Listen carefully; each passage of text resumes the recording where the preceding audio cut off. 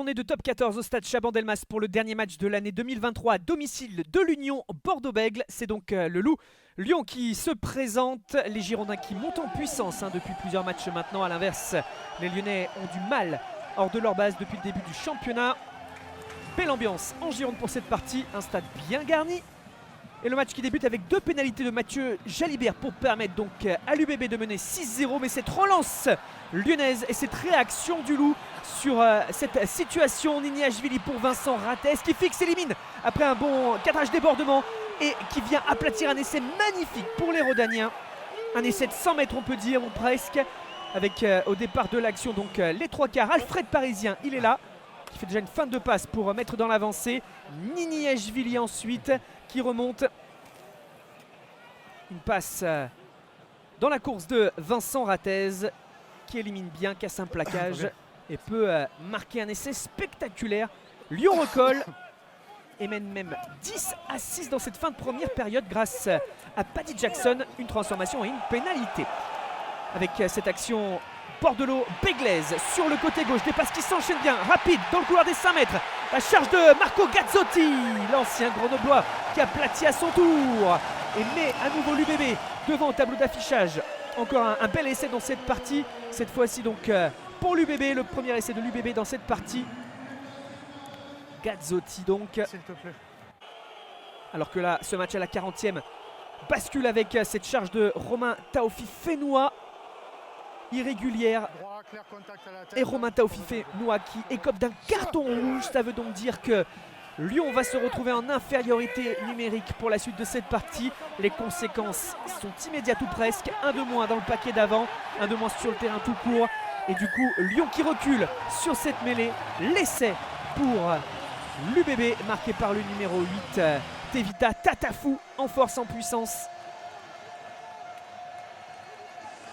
Le paquet d'avant récompensé dans cette fin de première période.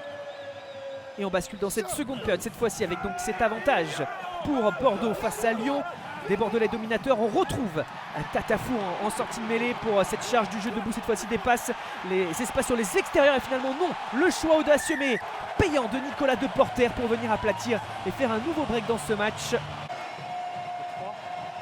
On voit cette intelligence de jeu sur cette fin de passe et finalement cette prise d'intervalle malgré les retours défensifs. Les Bordelot-Béglais se sont détachés, ont fait quand même des différences, se dirigent peut-être vers un succès bonifié. En tout cas, ils continuent d'attaquer, ils insistent plus que jamais, ils sont repoussés sur la ligne, avantage en cours.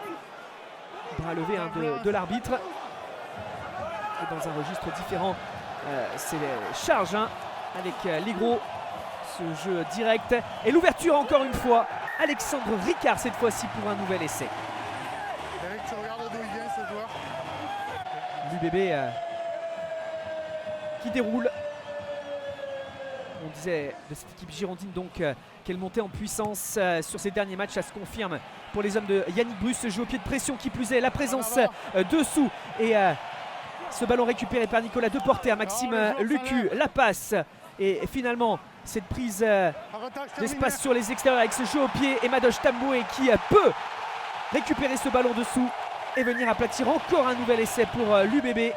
Bonne lecture du placement défensif adverse, surtout cette lecture de l'ouvreur pour voir qu'il y avait des possibilités au large avec du jeu au pied. Madoche Tamboué qui surgit, 39-10, encore une mêlée pour l'UBB et Maxime Lucu.